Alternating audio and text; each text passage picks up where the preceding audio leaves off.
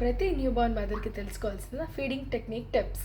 Number 1, మీ బేబీని ఎప్పుడూ కూడా ఫ్లాట్ సర్ఫేస్ పైన పడుకోబెట్టి పాలు తాగిపీకండి. ఎందుకంటే దానివల్ల ఇబ్బంది అనేది ఎక్కువ అవుద్ది.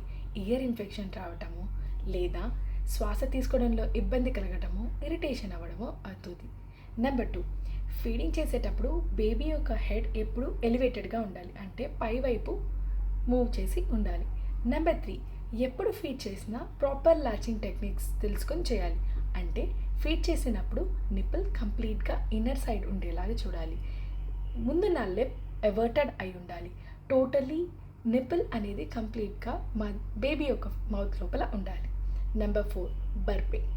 Burping is very important. That to 15 to 20 minutes of burping. So ఇవన్నీ టిప్స్ మదర్కి చాలా ఇంపార్టెంట్.